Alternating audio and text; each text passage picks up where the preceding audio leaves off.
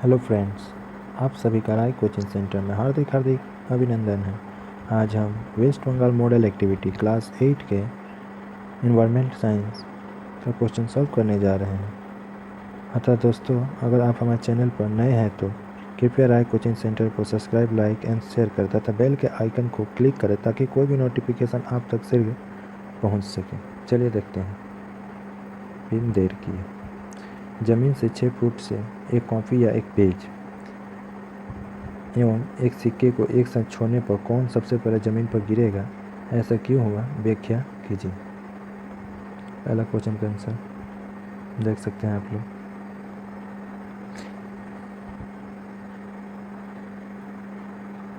एक ही समय पर ज़मीन से 6 फीट की ऊंचाई से जब एक कॉपी का एक पेज तथा एक सिक्का कॉइन को छोड़ने पर इन दोनों में से पहले सतह को सिक्का स्पर्श करेगा। इसका कारण यह है कि घर्षण तथा वायु का प्रवाह सिक्का पर कम तथा पेज पर ज़्यादा होने से सिक्का पहले सतह को स्पर्श करता है, किंतु निवार्थ में ये दोनों एक साथ ही सतह को स्पर्श करेंगे। मतलब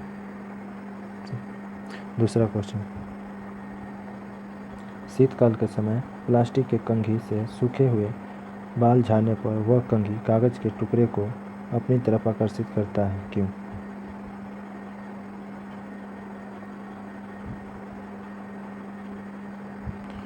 शीतकाल में सूखे, एक तरह से कहें तो रूखे बालों में कंघी करने के बाद कागज के टुकड़े के पास लाने पर कंघी कागज के छोटे छोटे टुकड़े को अपनी तरफ आकर्षित करता है, जिसका कारण यह है कि कंघी को सिर से सूखे हुए बालों से रगड़ने पर कंघी में स्थिर विद्युत उत्पन्न हो जाता है, जिसके फलस्वरूप कंघी के छोटे छोटे टुकड़े को अपनी तरफ आकर्षित करता है। तीसरा क्वेश्चन है, गैसीय अवस्था में अणुओं की गति के संबंध में तुम क्या जानते हो? गैसीय अवस्था में अणु की गति। गैस के अणु सर्वदा गतिशील अवस्था में रहते हैं। पहला हुआ, गैस के अणु में संवेग से गमन करते रहते हैं। तीसरा, गैस के अणु के पात्र के दीवारों से हमेशा टकराते रहते हैं। प्राइमोर्डियल्स यूट्रिकल्स पूर्ण विकसित खाली जीवित कोशिकाओं को प्रोटोप्लाज्मिक स्तर के क्षेत्र को प्राइमोर्डियल्स यूट्रिकल्स कहा जाता है। वास्तव में यह कोशिका भित्ति का बाध्यतम स्तर है। यह नाम एक जीवन विज्ञानी द्वारा दिया गया जिसने पहली बार कोशिका के अंदर प्रोटोप्लाज्म की उपस्थिति को देखा। 5वां नंबर क्वेश्चन। 5वां नंबर क्वेश्चन देखिएगा, आरबीसी का आकार के बारे में पूछे। तो मनुष्य के आरबीसी का आकार गोल एवं बाइकनकेव द्विवातल होता है। इसकी भूमिका बताया जा रहा है कि आरबीसी का यह आकार अंगों एवं ऊतकों को O2 पहुँचाने के लिए छोटे छोटे रक्त वाहिनियों के माध्यम से छलनी करने की क्षमता में सहायक होता है। 6वां नंबर क्वेश्चन है, छठा होता गाल्गी बॉडीज़ की रचना। गाल्गी बॉडी का निर्माण अब अनेक चपटी थैलीनुमा रचनाओं द्वारा मिलकर हुआ है। इसका कार्य क्या है? तो इसका कार्य कोशिकाओं के अंदर विभिन्न पदार्थों का स्राव कराना है।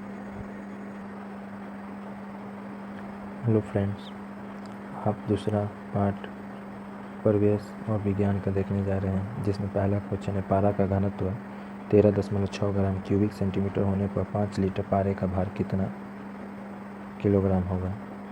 चलिए देखते हैं। यह बताया था कि घनत्व जो डेंसिटी होता है 13.6 ग्राम प्रति क्यूबिक सेंटीमीटर है। आयतन जिसको वॉल्यूम कहते हैं 5 लीटर। 5 लीटर को हम लोग यहाँ पर सीसी में चेंज कर देते हैं, क्योंकि 1 लीटर बराबर 1000 सीसी होता है, क्यूबिक सेंटीमीटर होता है, यानी 5 लीटर बराबर 5000 सीसी क्यूबिक। एम मात्रा को एम से प्रदर्शित किया जाता है, मास। उसके बाद है आपका घनत्व निकालने के लिए एक तरह से कहें तो डी डेंसिटी निकालने के एम बटा का भी मास बटा का वॉल्यूम। यहाँ इसलिए हम यहाँ पर एम निकाल लिए। एम बराबर हो जाएगा डी भी density of volume 13.6 gram CC into 5000 CC को गुना करने पर यहाँ पर आप देख सकते हैं 1 अंक के बाद दशमलव है, इसलिए क्या करें 136.10 का लिए हैं और 5000 उधर का 10 एक जीरो से एक जीरो काट दिए और 500 को 136 से गुना करने पर आपका आएगा 680 68,000 को जैसे ही केजी में चेंज करेंगे तो चूँकि 1000 ग्राम बराबर 1 किलो होता है तो 68 किलो हो गया। दूसरा क्वेश्चन है जानवर की एक स्पष्ट तस्वीर बनाकर उसके विभिन्न अंगों को प्रदर्शित करें। इस पिक्चर को हम लोग दिखा देंगे, सेंड करते हैं। तीसरा क्वेश्चन चलिए देख लेते हैं। विशेष परीक्षा से रदरफोर्ड परमाणु गठन के संबंध में क्या क्या सिद्धांत लिए गए थे, चलिए देखते हैं।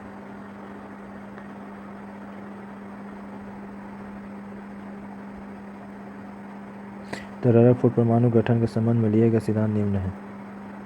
1 नंबर, परमाणु की संपूर्ण मात्रा परमाणु के केंद्र पर स्थित परमाणु के संपूर्ण आयतन की तुलना में अत्यंत विशिष्ट क्षेत्र में स्थित होती है। दूसरा, परमाणु की संपूर्ण मात्रा एक संपूर्ण घनावेश केंद्र से केंद्रीभूत होता है। तीसरा, परमाणु के भीतर का अधिकांश भाग रिक्त होता है। चौथा, परमाणु में स्थित ऋणावेशित सभी इलेक्ट्रॉन केंद्र के बाहर स्थित रहते हैं। चौथा नंबर क्वेश्चन, पौधे में विभिन्न प्रकार के प्लास्टिडों की भूमिका का उल्लेख कीजिए। तो पौधे में विभिन्न प्रकार के प्लास्टिडों की भूमिका, पौधे की कोशिका में मुख्य रूप से 3 प्रकार के लवक कहें प्लास्टिड कहें पाए जाते हैं। क्लोरोप्लास्ट, जिसको हम लोग हरित लवक कहते हैं, यह लवक प्रकाश संश्लेषण की क्रिया द्वारा पौधे को भोजन निर्माण में मदद करता है। दूसरा है